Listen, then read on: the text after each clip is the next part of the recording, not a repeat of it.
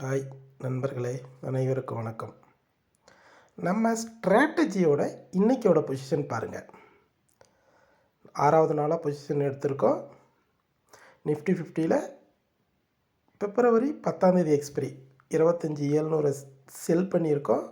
24,500 buy பண்ணியிருக்கோம். Same expiry 25,700 24,500 same expiry. 25,700 buy 24,500 sell. இதோட maximum profit 14,000 something, maximum loss 63,000.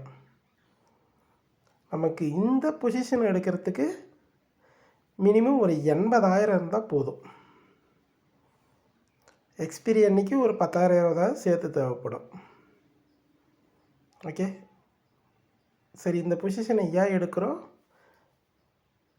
இந்த ஸ்ட்ராட்டஜியை daily ஏன் பண்ணுறோம் அப்படின்னு பார்க்குறவங்களுக்கு தெரியும். பார்க்காதவங்களுக்கு ஒரு முறை சொல்லிடுறோம். ஓகே,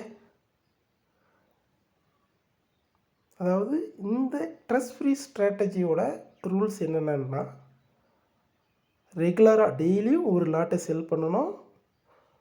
3 மணிலேருந்து 3:30 மார்க்கெட் ஹவர்ஸ் முடியறதுக்கு ½ அன் ஹவர் முன்னாடி நிஃப்டி 50ல் டெய்லி ஒரு லாட்டை செல் பண்ணணும், ஒரு ஹெட்ஜ் பண்ணணும்.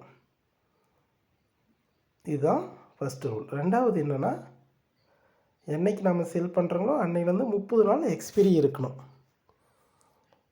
அப்ராக்சிமேட்டாக இன்றைக்கி என்ன டேட் 9, அடுத்து 30 நாளில் எது நியரஸ்ட் எக்ஸ்பிரி 9னா அடுத்து 30 நாள்னால் சும்மா ஒரு பிப்ரவரி 9 10 அந்த மாதிரி முன்ன பண்ண ஒரு எக்ஸ்பிரியை செல் பண்ணணும்.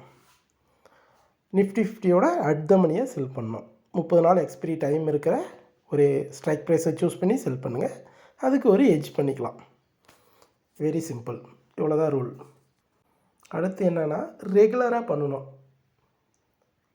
டெய்லியுமே செல் பண்ணணும். ஒரு நாள் செல் பண்ணிவிட்டு ஒரு நாள் செல் பண்ணாமல் விட்டால் அது லாஸ், அதிகப்படியான லாஸ் கொடுக்கும். சரி, ஸ்ட்ராட்டஜி பண்ணணும்னு நீங்கள் நினச்சா டெய்லியுமே செல் பண்ணணும். அதுவும் ஒரு லாட்டை தான் பண்ணணும், எக்ஸ்ட்ராவும் பண்ணக்கூடாது, அதுவும் பண்ணாமே விடக்கூடாது. அப்படி பண்ணால் லாபம் வரத்துக்கான வாய்ப்பு அதிகம். 30 நாளைக்கு அப்புறம் நம்ம 30 நாளுக்கு அப்புறம் செல் பண்ணுற ஸ்ட்ரைக் ப்ரைஸ் 30 நாள் ஆனால் எக்ஸ்பிரி ஆகும். திருப்பி மார்ஜின் மணி நமக்கு கிடைக்கும். ரெகுலராக திருப்பி அந்த மார்ஜின் மணி வச்சு செல் பண்ணலாம். அதனால தான் 30ஆவது நாளை செல் பண்ணுறது. ஓகே.